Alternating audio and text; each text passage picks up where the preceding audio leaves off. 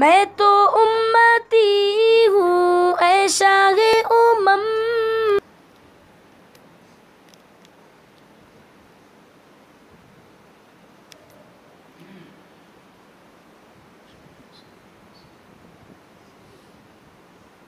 بسم اللہ الرحمن الرحیم. الحمد للہ رب العالمین والصلاة والسلام علی اشرف الانبیاء وسادۃ الاتقیاء وسید المرسلین سیدنا وحبیبنا محمد وعلی آلہ واہل بیتہ وصحبہ اجمعین. اما بعد، قال اللہ تبارک و تعالی: وَأَنكِحُوا الْأَيَامَ مِنكُمْ وَالصَّالِحِينَ مِنْ عِبَادِكُمْ وَإِمَائِكُمْ إِنْ يَكُونُوا فُقَرَاءَ يُغْنِهِمُ اللَّهُ مِنْ فَضْلِهِ وَاللَّهُ وَاسِعٌ عَلِيمٌ. وقال تعالى: فانكحوا ما طاب لكم من النساء مثنى وثلاث ورباع فإن خفتم ألا تعدلوا فواحدة أو ما ملكت أيمانكم. صدق اللہ العظیم.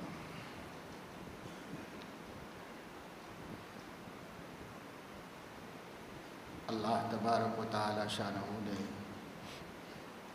اس دنیا میں انسانی سماج کے بقا، اس کے استحکام اور اس کی ترقی کے سلسلے میں ازدواج کا نظام قائم فرمایا ہے، شادیوں کا سلسلہ قائم فرمایا ہے، نکاح کو مشروع کیا ہے، بلکہ اس کے فضائل بیان فرمائے اور اس کی ترغیبیں دی ہیں. اس کی دو حکمتیں اور دو مصلحتیں عمومی ہیں، عام فہم ہیں، سب کی سمجھ میں آ سکتی ہیں. ایک تو یہ ہے کہ بنی آدم کی نسل کا بقا ہو، انسانی سلسلہ قائم رہے اور چلتا رہے، جب تک اللہ کو منظور ہے جب تک چلتا رہے. دوسرے، اس کے ذریعے سے سماج میں پاکیزگی، مزاج میں پاکیزگی، خیالات اور جذبات میں پاکیزگی پیدا ہوتی ہے، جو مقصود ہے، مطلوب ہے. اس سے جو پاکیزگی پیدا ہوگی اس کے دو پہلو ہیں. ایک پہلو سماجی ہے کہ سماج بہت سی برائیوں سے محفوظ ہو جاتا ہے اور بے عزتی کے بجائے عزت کی زندگی نصیب ہوتی ہے. اور اس کا روحانی پہلو یہ ہے کہ تعلق مع اللہ مضبوط ہوتا ہے اور انسان کو جمعیت خاطر نصیب ہوتی ہے، جو اللہ کے قرب و نزدیکی حاصل کرنے کے واسطے بہت اہم وسیلہ اور ذریعہ ہے. اس وجہ سے اسلام نے اس کی تعلیم بھی دی، حکم بھی دیا، ترغیب بھی دی. اور حضور علیہ الصلاۃ نے فرمایا: وہ شخص غریب ہے، محتاج ہے، مفلس ہے، جس نے نکاح نہیں کیا. کسی نے پوچھا کہ یا رسول اللہ وَإِن كَانَ لَهُ دِينَارٌ وَدِرْهَمٌ، اس کے پاس روپیہ پیسہ خوب ہو تو بھی مفلس ہے کیا؟ مفلس تو غریب کو کہتے، پیسہ نہیں ہے، روپیہ نہیں ہے. اگر اس کے پاس روپیہ پیسہ بہت ہو، کیا اس کو بھی غریب کہتے ہیں، مفلس کہتے ہیں؟ تو حضور علیہ السلام نے فرمایا: وَإِن كَانَ لَهُ دِينَارٌ وَدِرْهَمٌ، چاہے پیسے والا ہی کیوں نہ ہو، مالدار، دولت مند، گھردار، زمیندار اور کاروبار کرنے والا، تاجر، کچھ بھی ہو، لیکن میری نظر میں وہ مفلس ہے. اس لیے کہ جتنی دولتیں ہیں وہ آدمی کے ایمان کو اتنا فائدہ نہیں پہنچا سکتی جتنا نکاح کی دولت پہنچا سکتی ہے. اس لیے وہ پھر بھی مفلس ہے، کیونکہ حضور علیہ السلام نے فرمایا: من تزوج فقد استکمل نصف الدین، جس نے نکاح کر لیا آدھے دین کو محفوظ کر لیا اس نے. مکمل ہو گیا آدھا دین، نصف دین، اس کی گارنٹی تو نبی نے دے دی۔ اب رہ گیا اور نصف، تو فَلْيَتَّقِ اللَّهَ فِي النِّصْفِ الْبَاقِي، اب تقوی کی مدد سے باقی نصف کی تکمیل کر لو۔ نصف تو ہو گیا شادی کرنے ہی سے تکمیل، اور باقی نصف ہے تو تقوی کی مدد سے اس کی تکمیل تم لوگ کر لو۔ احتیاط، پرہیزگاری، خوف خدا، اور کوئی بھی کام کرنے کے لیے سوچ سمجھ کر اقدام کرنا، یہ باقی دین کے مکمل ہونے کا سبب ہے۔ آدھا دین تو شادی سے پورا ہو جائے گا، مکمل ہو جائے گا۔ تو حضور اکرم صلی اللہ علیہ وسلم نے اس کی جو ترغیب دی ہے، اس کا جو حکم دیا ہے، یہ ہر اعتبار سے رحمت ہے۔ ظاہر ہے کہ رحمت للعالمین جو حکم دیں گے وہ رحمت ہی ہو۔ آپ کے ہر حکم میں رحمت پوشیدہ ہے، حکمت پوشیدہ ہے، اور منفعت پوشیدہ ہے، اس دنیا کی بھی اور آخرت کی بھی۔ اس لیے اب لوگوں میں آزار ہوتے ہیں، بعض لوگ کہتے ہیں کہ بھائی شادی کریں تو اخراجات بھی ہونے پڑتے ہیں، وہ نہیں ہے تو کہاں سے کریں، کیسے کریں۔ بعض لوگ سوچتے ہیں کہ بھائی ولیمہ کرنے کے لیے اخراجات ہوتے ہیں، بعض لوگوں کے ذہن میں ہے کہ جہیز دینے کے لیے اخراجات ہوتے ہیں۔ مختلف قسم کی باتیں ہیں جو ذہن میں ہیں، جس کو لوگ عذر بناتے ہیں۔ یہاں تک کہ تعلیم کو عذر بناتے ہیں کہ صاحب ذرا ڈگری نکل جائے اور تعلیم پوری ہو جائے، یہ ہو جائے، اس کو عذر بناتے ہیں۔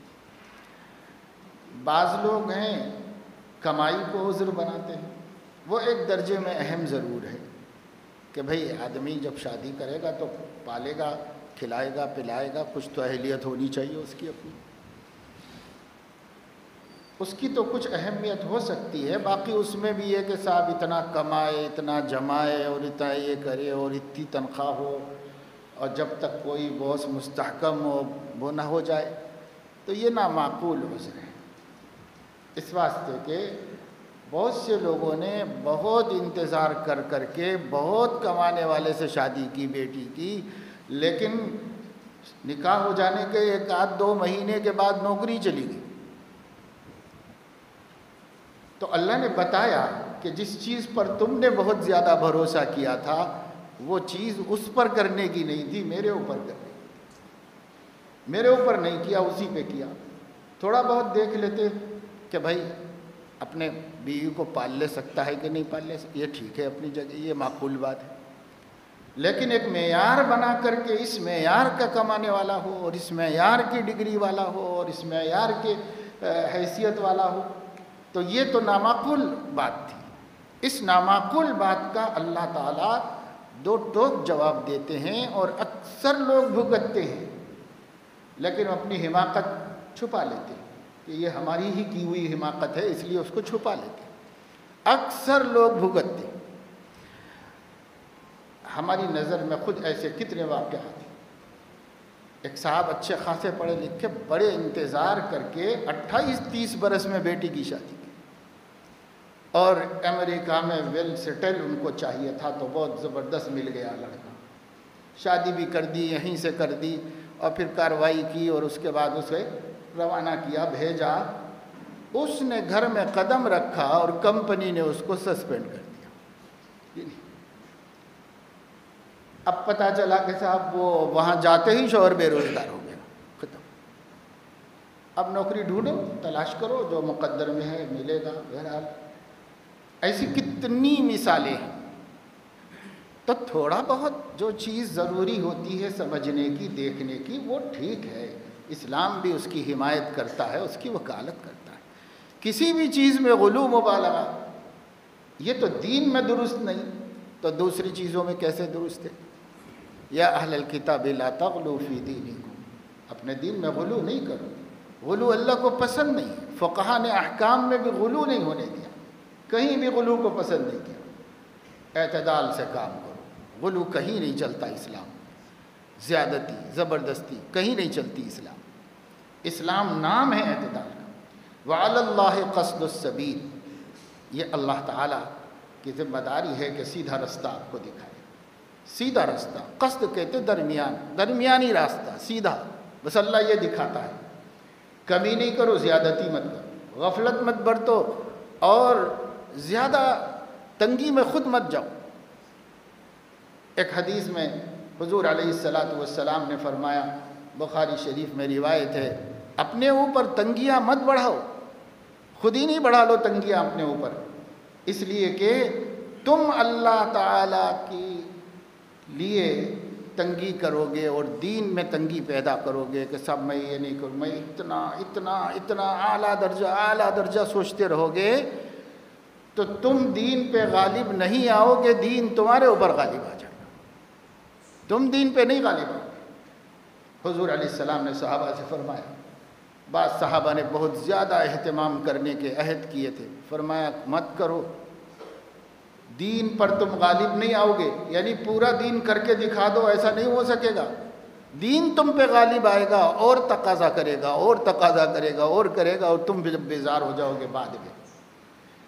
اور ایک دفعہ حضور علیہ السلام نے صحابہ کرام سے فرمایا، تم اللہ کو بیزار نہیں کر سکتے، تم بیزار ہو جاؤ گے، تم بیزار ہو جاؤ گے، اللہ کو بیزار نہیں کر سکتے، لہذا تھوڑے پہ رہو، جتنا ہو سکے اسی پہ رہو، بس زیادہ تنگیاں مت پیدا کرو، یعنی اعتدال پہ رہو۔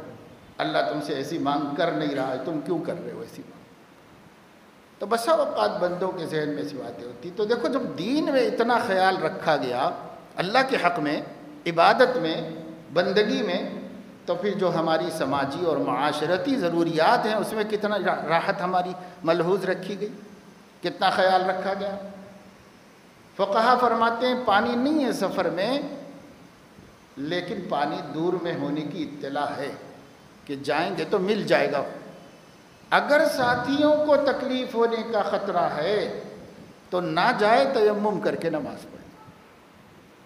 تو حق اللہ کا تھا کہ پانی لا کر وضو کیا جائے، لیکن اللہ کا حق اللہ نے چھوڑا تمہارے ساتھیوں کی تکلیف کی وجہ سے۔ بے ساتھیوں کی تکلیف کو دیکھو، اگر تمہارے ساتھی بے حفاظت ہو جائیں گے، یا تمہارے ساتھیوں کو کوئی خطرہ جنگل کے کسی جانور سے ہو جائے، نہیں، اپنے ساتھیوں میں ہی رہو، تیمم کر لو، نماز پڑھو۔ اگر آپ سفر میں ہیں اور آپ کے پاس پانی ہے، دریائی سفر میں، یعنی سمندر کے سفر میں ہیں یا صحرائی سفر میں ہیں، پانی ہے، لیکن یہ پانی اگر آپ استعمال کر لیں وضو غسل میں، تو پھر آپ کو پینے کے لیے پانی نہیں رہے گا، تکلیف ہوگی۔ تو شریعت کہتی ہے کہ بھائی تیمم کر کے نماز، وضو کر لو، غسل کرنا ہے تو بھی تیمم کر لو، وضو کرنا ہے تو بھی تیمم کر لو، یہ پینے کا پانی اپنے پینے کے لیے رکھے رہو۔ تو پیاس بجھانا ہمارا حق تھا، اور وضو بنانا اور جنابت کے بعد غسل کرنا وہ اللہ کا حق تھا، لیکن اللہ پاک نے کہا میرے حق میں میں بے نیازوں میں اپنے حق چھوڑ سکتا ہوں، تمہاری تکلیف دیکھو، تمہاری تکلیف کس میں؟ اللہ نے ہماری تکلیفوں کا خیال کیا، اللہ تعالیٰ نے ہماری راحتوں کا خیال کیا۔ تو اللہ تعالیٰ ہر چیز میں ہمارے لیے سہولت رکھی، ہمارے لیے سہولت۔ ما جعل علیکم فی الدین من حرج، یہ دین تمہیں دیا گیا ہے جس میں تنگی نہیں۔ تنگی نہیں کا یہ مطلب نہیں جیسے ہم لوگ اپنے طور پہ کر لیتے ہیں اپنی عقل سے کہ صاحب اسلام میں تنگی نہیں ہے تو گناہ بھی کر رہے، اسلام میں تنگی نہیں ہے تو ناجائز کی بھی ہمت کر رہے، وہ نہیں۔ تنگی نہ ہونا خود سنت سے ثابت ہے کہ کہاں تنگی نہیں رکھی گئی، کہاں کیسے کیسے نبی پاک صلی اللہ علیہ وسلم نے بتایا، صحابہ نے سنا سمجھا، فقہا نے سمجھا۔ تو نکاح میں بھی اسلام نے تو کوئی تنگی نہیں رکھی، فقہا سے فرمایا گیا، فتویٰ کی کتابوں میں ہے، فقہا نے صراحت کی ہے۔ سوال کیا گیا کہ ہمارے پاس کچھ پیسہ ہے لیکن بچیوں کی شادیاں بھی کرنا ہے، اور اس پیسے کے آنے سے یا وظیفے کے مل جانے سے حج فرض ہو گیا، لیکن وہ بھی ہماری ذمہ داری ہے کہ وہ بھی کرنا ہے،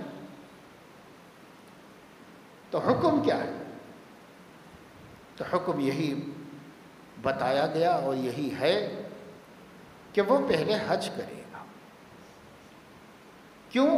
اس واسطے کہ شادی میں خرچہ اسلام نے نہیں رکھا ہے، آپ لوگوں نے بنا لیے ہیں سب رسم و رواج، اسلام نے نہیں رکھا ہے۔ جب اللہ نے رسول نے آپ کو شادی خرچ والی نہیں دی ہے، صرف شادی کرنے کا حکم دیا، اخراجات اس میں کرنا آپ کی خواہش ہے، وہ تو آپ کا حج فرض ہے، آپ کو حج ہی کرنا پڑے گا اس پیسے سے، اس پیسے کو بچوں کی شادیوں کے لیے، اس وجہ سے حج نہیں کریں گے تو حج فرض ہونے کے بعد نہیں کرنے کے گناہ گار ہوں، اور وہ اتنا بڑا گناہ ہے کہ جس پہ حج فرض ہے اور بغیر حج کے مر گیا تو ماتا یہودین و نصرانی ہے، اتنا بڑا فریضہ ہے۔ تو فقہ شریعت بتاتی ہے، ہم اپنی عقلوں سے سوچتے ہیں، ہماری عقل سے ہم سوچتے ہیں، شریعت بتاتی ہے۔ لوگ کہتے ہیں عمرہ مت کرو، شادیوں میں خرچ کرو، تو ہم کہتے ہیں یہ صحیح نہیں خیال ہے۔ صحیح خیال یہ ہے کہ جو عمرے کر سکتا ہو اسے عمرے کرنے کا حکم ہے، اسے ضروری نہیں ہے کہ عمرہ نہ کر کے شادی میں خرچ کرے، اس واسطے کہ شادی میں خرچے بند کرو، یہ آپ کو اس کا حکم ہے کہ شادیوں کے اخراجات بند کرو، اس میں خرچے مت کرو، اس کا حکم ہے۔ تو نہیں کرنا چاہ رہے لوگ تو ہم ان کی مدد کریں، کیا ضروری ہے؟ ایک آدمی کو سخت ہے کہ وہ نفل عمرہ کر سکتا ہے، نفل حج کر سکتا ہے، تو اس کو کیا ضروری ہے کہ وہ نہ کر کے شادی میں خرچ کرے؟ اس واسطے کہ شادی میں تو نہ کرو فرمایا جا رہا ہے، نہ کرو، نہ کرو کے لیے مدد کیا ہے؟ لیکن میں یہ نہیں کہتا کہ اب جب کہ ایسے حالات ہو گئے ہیں اور نکاح نہ کروا دیے جائیں غریبوں کے، تو ان لوگوں کے برائیوں میں مبتلا ہونے اور گناہوں میں مبتلا ہونے کا خطرہ ہے۔ تو جو لوگ کوششیں کر کے یہ کام کر رہے ہیں وہ اچھا کر رہے ہیں، ثواب کا کام کر رہے ہیں، کیونکہ وہ سماج کو معصیتوں سے بچانا چاہتے ہیں، لوگوں کو زناکاری بدکاری میں مبتلا ہونے سے بچانا چاہتے ہیں، تو وہ اچھی بات ہے، اس کی مخالفت نہیں۔ لیکن جو لوگ اپنی عقل سے بات کہتے ہیں وہ اپنی عقل سے بات صحیح نہیں ہے۔ بات یہ ہے کہ شادی اسلام چاہتا ہے کہ خرچے بچاؤ، گھٹاؤ، اسلام یہ چاہتا ہے۔ دیا ہی نہیں ہے آپ کو خرچہ اس کے اندر کچھ بھی، صرف لڑکے کو ولیمے کا خرچہ دیا ہے، اور لڑکی کو تو کوئی خاص خرچہ دیا نہیں ہے، کچھ کر لینا، ہنسی خوشی صلہ رحمی اپنی چادر کے اندر اپنی بساط میں، نہ کوئی مانگ سکتا ہے نہ کوئی اعتراض کر سکتا ہے کہ یہ کیوں نہیں کیا، یہ کیوں نہیں کیا، اور نہ مانگ سکتا ہے کہ یہ کرو یہ کرو، اتنے آدمیوں کو کھلاؤ، یہ دو ہم کو، یہ دو۔ یہ بھیک مانگنا، سڑک پہ کھڑے ہو کے چورستوں پر خوشامد کر کے 10-5 روپے مانگ لینے میں، اور سوٹ بوٹ پہن کے جا کے کسی کے گھر میں بیٹھ کر کے یہ جہیز دو یہ دو یہ دو مانگنے میں کوئی ایک رتی کے برابر فرق نہیں ہے۔ وہ بھی بھیکاری ہے، وہ بھی بھیکاری ہے، اور دونوں کے بھیک قیامت میں ان کے چہرے کے اوپر گندگی کی صورت میں پڑی ہوئی ہوگی، دونوں کی پڑی ہوئی ہوگی، بلکہ اس کے بیچارے کے تو 10 روپے ہی پڑے ہوئے ہوئے، اور آپ کے تو مانگے ہوئے لاکھوں روپے پڑے ہوئے ہوں گے۔ تو نہ مانگنے کا حق ہے، نہ اگر کوئی نہ کرے یا کم کرے تو اعتراض کرنے کا بھی حق، کوئی حق نہیں۔ اعتراض کرتے ہیں تو ظلم کرتے ہیں، کوئی حق نہیں آپ کو۔ آپ اللہ کی طرف سے قوام ہو، نکاح کرنا اور جو ضروریات نکاح ہیں اسے فراہم کر لینا اپنی ذمہ داری، اپنی ذمہ داری ہے، اور اس میں غلو مت کرو۔ جو واقعی معقول ضروری چیز ہے اور وہ بھی کفایت شعاری سے جو ہو سکتا کر لو، بس ختم۔ اللہ نے ہماری چادر جتنی رکھی، وہ بازو والا کیسا کرا تھا، ان کیسا کرا تھا، اس کی اللہ نے جتنی صلاحیت دی ہے اس نے کر لیا ہوگا۔ میری صلاحیت کتنی ہے، مجھے اتنی صلاحیت میں کر لینا ہے۔ ہر شخص کو اللہ نے اس کے طاقت کا مکلف کیا ہے۔ نماز روزے کی بات آئے گی تو فوراً بولیں گے لا یکلف اللہ نفسا الا وسعہا۔ شادی میں قرضے لینے، سودی قرضے لینے، دکھاوے کے واسطے، وہاں نہیں کہیں گے کہ اللہ نے ہمیں وسعت کا مکلف کیا ہے، بھائی میری اتنی وسعت ہے میں اتنا ہی کر سکتا ہوں، وہاں نہیں کہیں گے۔ دین کی بات کہو تو بولیں گے ارے بھائی اللہ نے وسعت سے زیادہ کا مکلف نہیں کیا۔ تو کیسی یہ ہماری جو ہے نابرابری کی بات ہے، دوہرا معیار ہے۔ اللہ کے حق میں خیانت ہے، اپنے حق میں انصاف ہے، اللہ کے حق میں خیانت ہے۔ یہ دوہرا معیار ہے، یہ دوہرا معیار نہیں ہونا چاہیے۔ تو نکاح، شادی، بیاہ وقت پہ ہونا چاہیے۔ وقت پہ کب ہوگا؟ جب وہ ہمارے ریت رسم کو ہم سائیڈ میں کر دیں گے۔ جب چاہے کر لو، صبح ہو جائے، دوپہر ہو جائے، شام ہو جائے، نکاح کبھی بھی ہو جائے۔ نکاح ہونے میں کیا مصیبت ہے؟ نکاح ہونے میں کیا دقت دشواری ہے؟ کچھ نہیں۔ لیکن اگر ہو جائے تو فقد استکمل نصف الدین، اس شخص نے آدھا دین تو سیف کر لیا اپنا، آدھا دین سیف کر لیا۔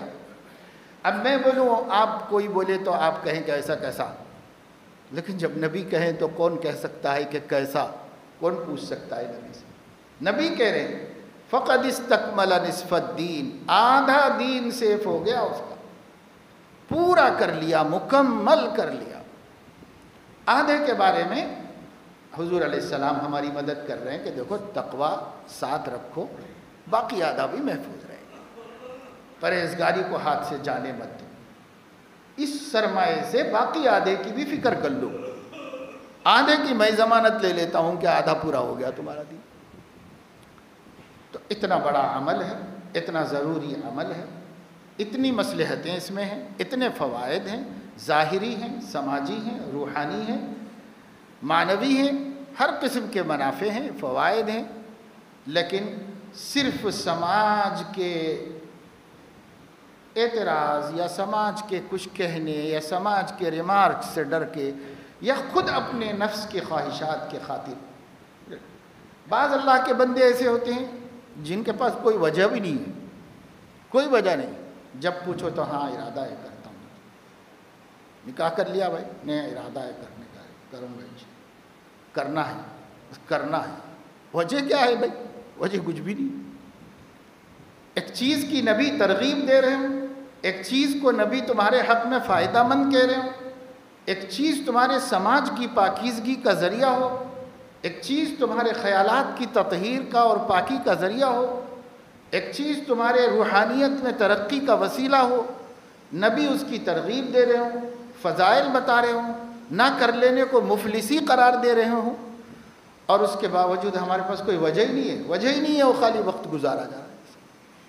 اور جن کے پاس وجوہات ہیں وہ وجوہات نامعقول وجوہات، نامعقول وجوہات۔ کتنا پڑھائے گی تمہاری بیٹی، کتنا پڑھ کے بھی اس کے بعد پھر وہ چولہا ہانڈی کرے گی، بچوں کو پیدا کرے گی، بچوں کو پالے گی، بچوں کی پرورش کرے گی۔ اب آپ انتظار کر رہے ہیں کہ صاحب ڈگری پوری ہو جائے تو بچی کو نکال دیں، اس کا انتظار کر رہے ہیں، کوئی ضروری نہیں ہے۔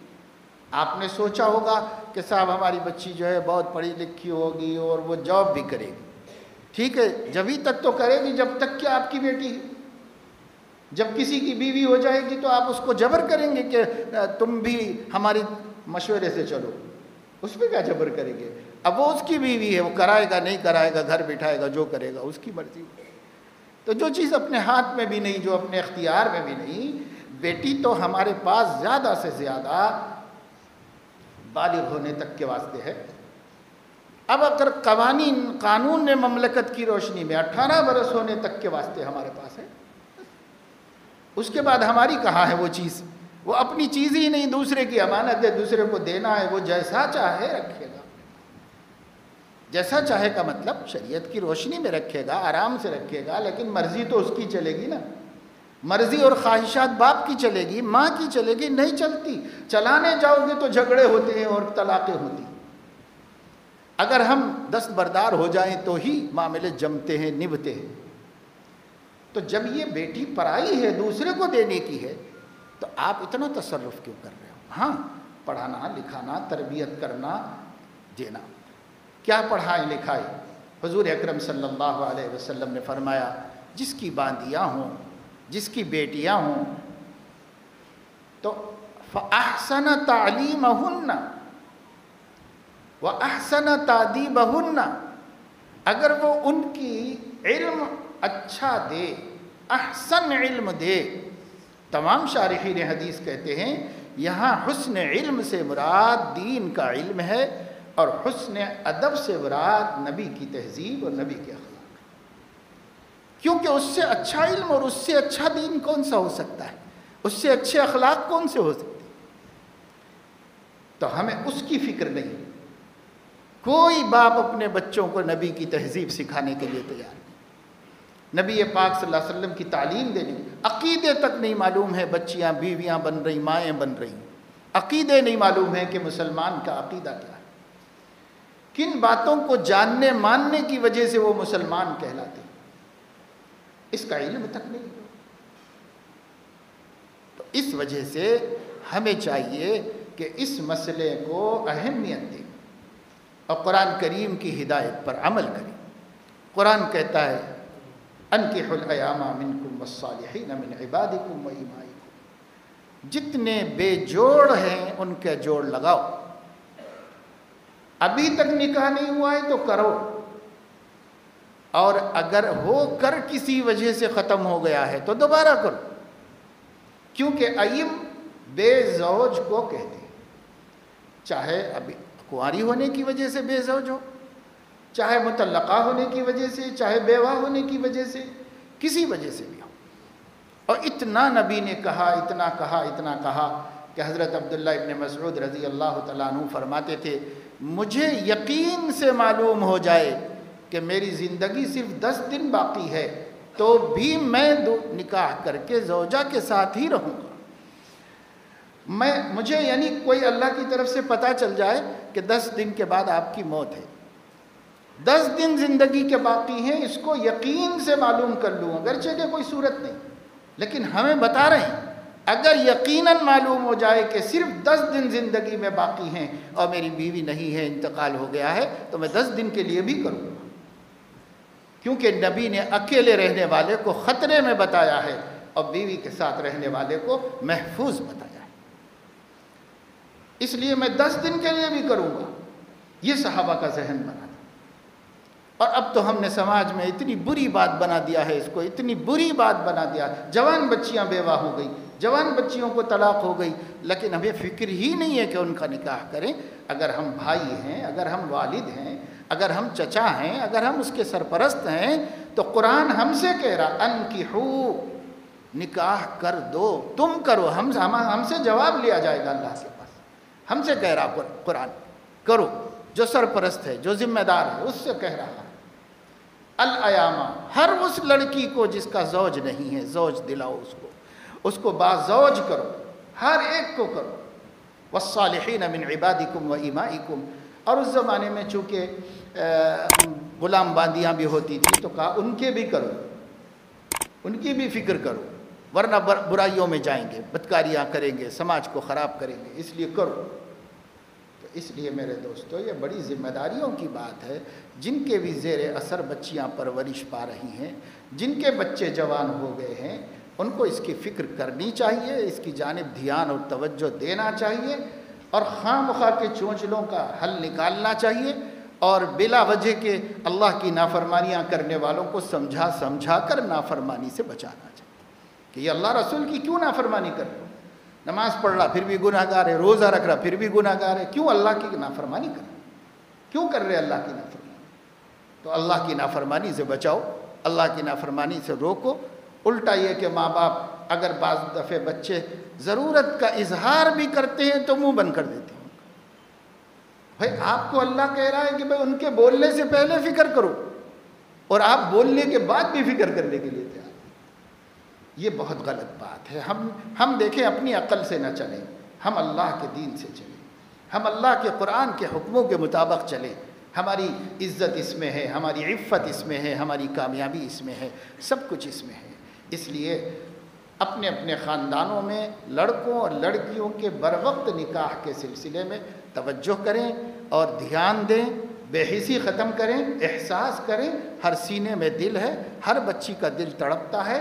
اگر وہ شریف نہیں ہے تو کسی کے ساتھ کیا کیا کر رہی ہوگی، چیٹنگ پیٹنگ، اور اگر لڑکی آپ کی شریف ہے تو گھٹ گھٹ کے صحت خراب کر رہی ہوگی اور اپنی عمر خراب کر رہی ہوگی۔ اس لیے ظالم نہ بنو، باپ ہو کر ظالم نہ بنو، بھائی ہو کر ظالم نہ بنو، ماں ہو کر ظالم نہ بنو۔ ظلم تو غیر کرتے ہیں، پرائے کرتے ہیں، ہم کیسے اپنے جگر گوشوں پہ ظلم کریں؟ تو اس لیے ظلم نہ کرو، یہ کام کرو اور اس کی طرف توجہ دو، سماجی رکاوٹوں کو کاٹو، ختم کرو۔ حضور علیہ السلام نے فرمایا میں جاہلیت کے خیالات کو پیروں کے نیچے رون چکا ہوں، اب میری امت اس کو نکالنے کی کوشش نہ کرے، میں دبا دیا ہوں پیروں کے نیچے اس کو، جاہلیت کے خیالات کو۔ یہ سب جاہلیت کے خیالات ہیں جو اپنے سماج میں آ گئے ہیں، اور نامعقول اعذار کو نفس و شیطان نے معقول بنا کر دھوکہ دے دیا ہے۔ اس وجہ سے اس کو سمجھنے کی کوشش کریں، اس پر عمل کریں۔ اللہ تعالیٰ اپنے فضل و کرم سے ہمیں توفیق عمل نصیب فرمائے۔